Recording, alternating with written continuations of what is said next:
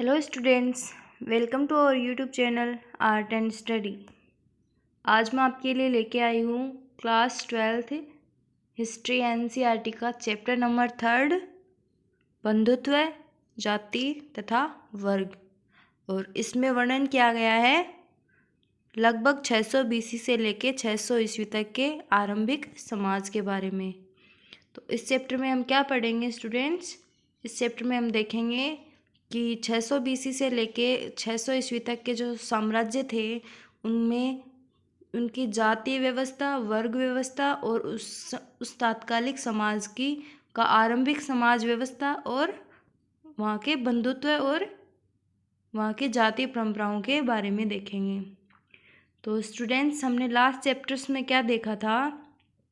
सबसे पहले हमने देखा था सभ्यताओं का विकास, जिसमें हमने पढ़ी थी सिंधु घाटी सभ्यता या हड़प्पा सभ्यता के बारे में।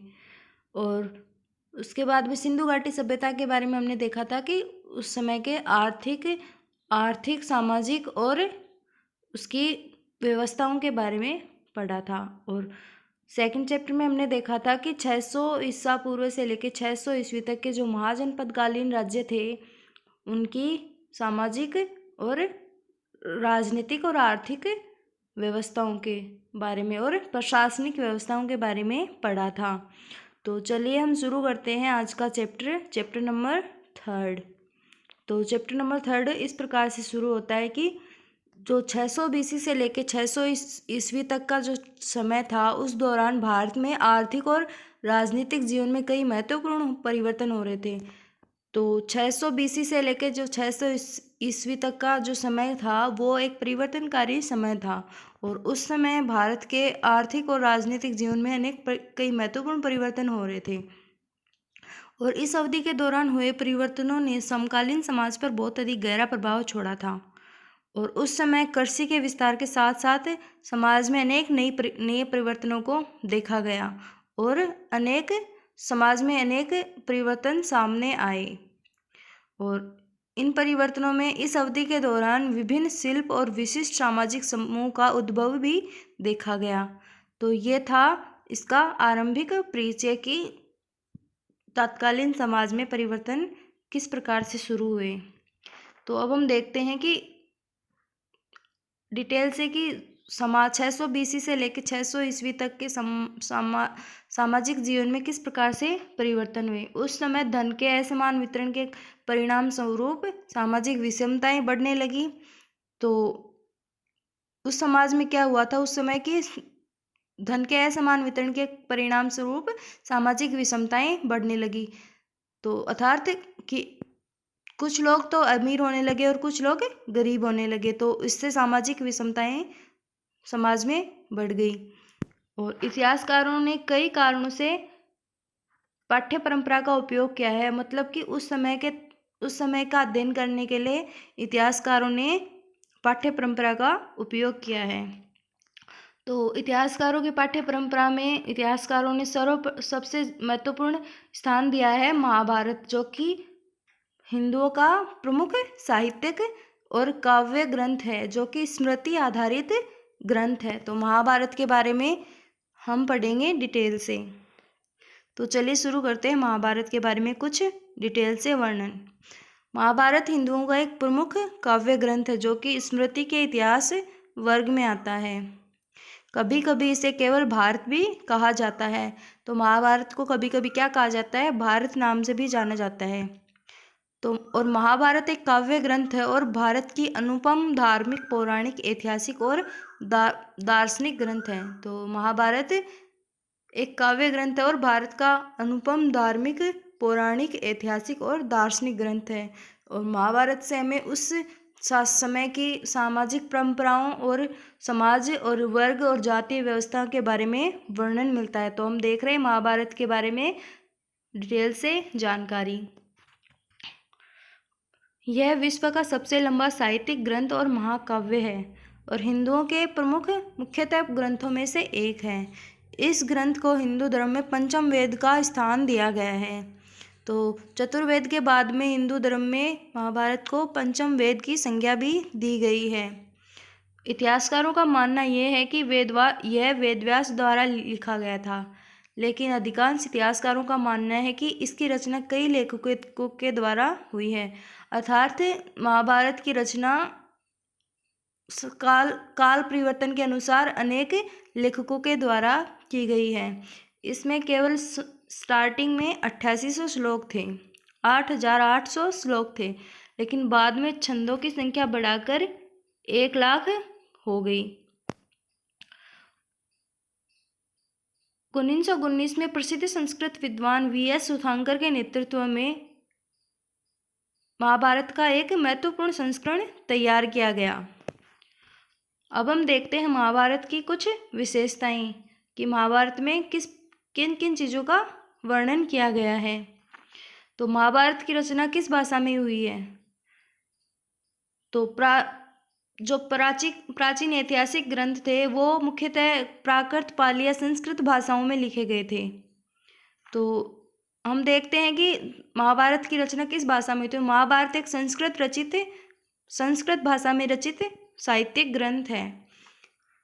महाभारत में प्रयुक्त संस्कृत वेदों की तुलना में कहीं अधिक सरल भाषा है और इतिहासकार पाठ की विषय वस्तु को 2 व्यापक शीर्षकों के अंतर्गत वर्गीकृत करते हैं, जिनमें है कथायुक्त कथाएं और उपदेशयुक्त युक्तियाँ। और उसमें महाभारत में सामाजिक मानदंडों का भी वर्णन किया गया है। तो किन किन चीज़ों का वर्णन किया गया है?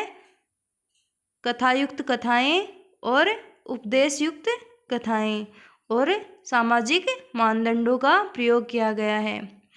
तो महाभारत की रचना कौन सी भाषा में की गई है? संस्कृत में। और वेदों की भाषा की तुलना में महाभारत में प्रयुक्त संस्कृत सरल रूप में है। अब हम देखते हैं नेक्स्ट बात महाभारत के बारे में। तो महाभारत में अनेक बातों का वर्णन मिलता है, जिसमें कि लड़ाई, जंगलों, महलों और बस्तियों का विशद वर्णन है। तो महाभारत का सबसे चुनौतीपूर्ण प्रकरण किस प्रकरण का जिक्र किया गया है? कि महाभारत में द्रौपदी का 5 पांडवों के साथ विवाह हुआ था। इससे हमें क्या पता चलता है कि उस समय के समाज में बहुपतित्व प्रथा प्रचलन में थी।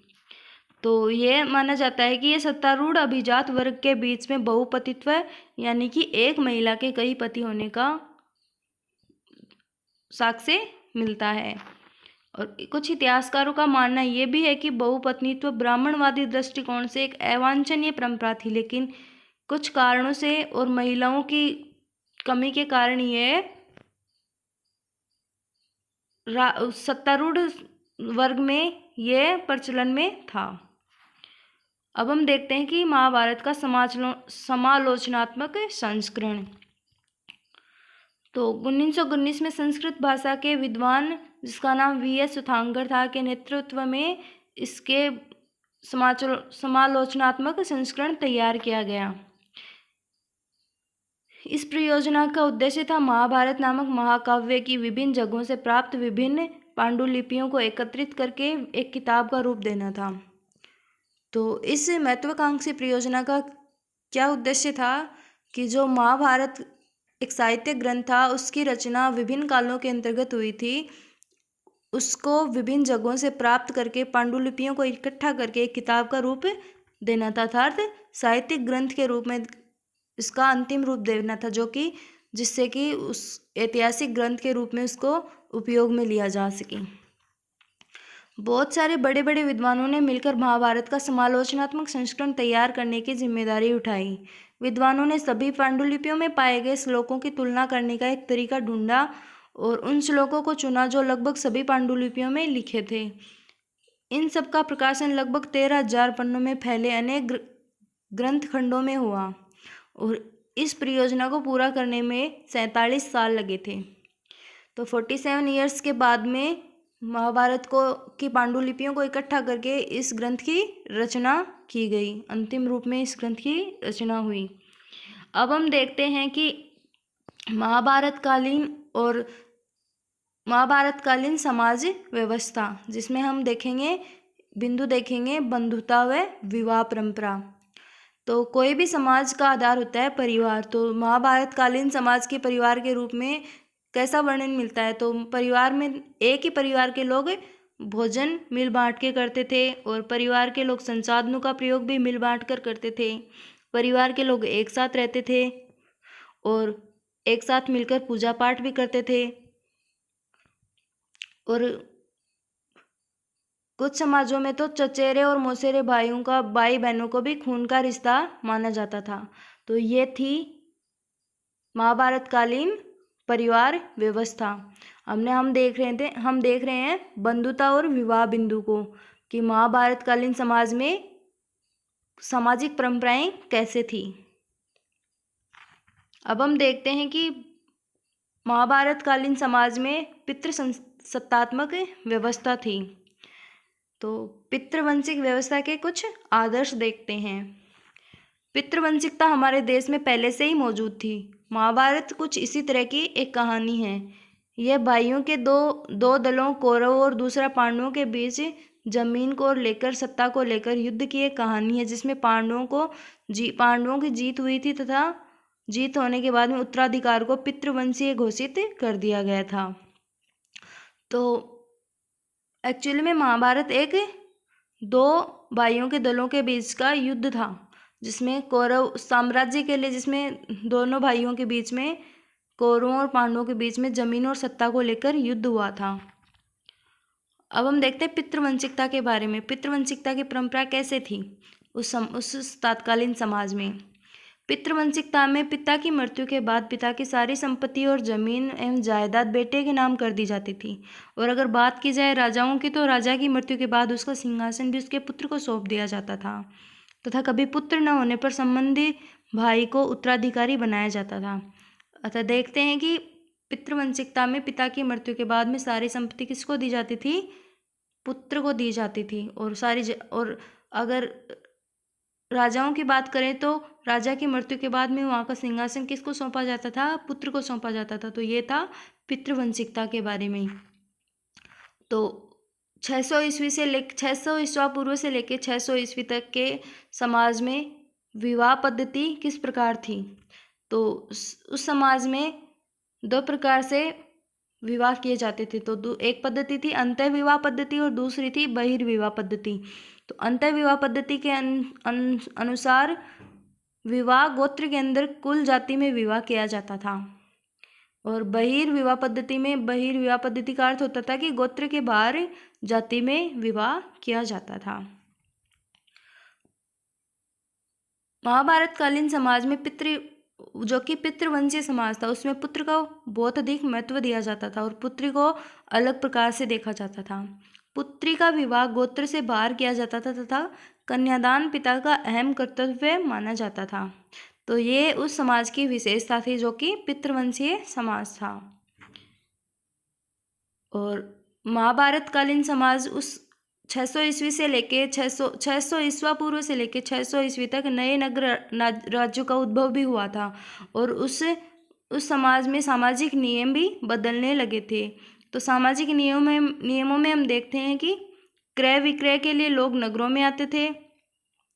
तो क्रय विक्रय के लिए लोग नगरों में आते थे और विचारों का आदान प्रदान होने लगा था। इसलिए प्रारंभिक विश्वासों एवं व्यवहारों पर प्रश्न चिन्ह लगने लगे और इन्हीं को चुनौती देने के लिए ब्राह्मणों ने आचार संहिता तैयार की और इसका पालन सभी को करना था। तो इस समय काल में अनेक सामाजिक नियम बदलने लगे और लोग क्रय विक्रय के लिए नगरों में आने लगे तथा इससे ब्राह्मणों की सत्ता को चुनौती मिलने लगी, जिससे कि ब्राह्मणों ने नई आचार संहिता तैयार की और उसका पालन सभी को करने के लिए कहा गया।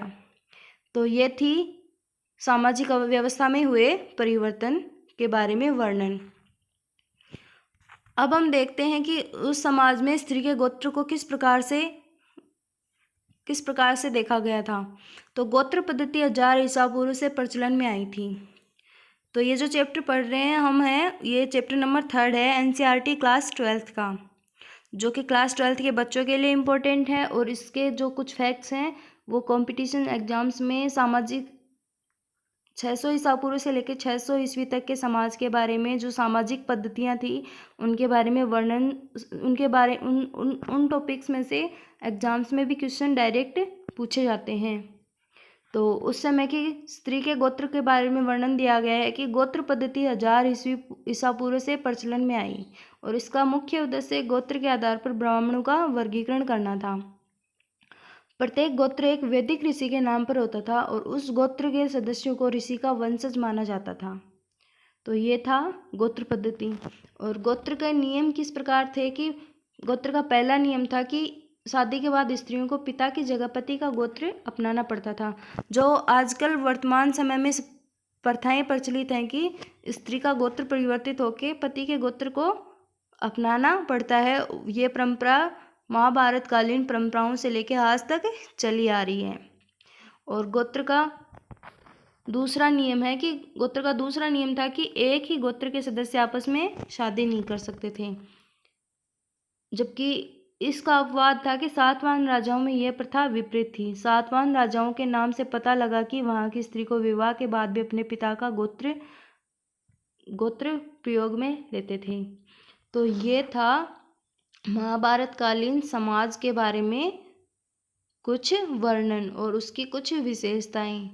ये था चैप्टर नंबर 2 का पार्ट फर्स्ट। तो thank you students for watching this video. If you like this तो share, subscribe and like this video.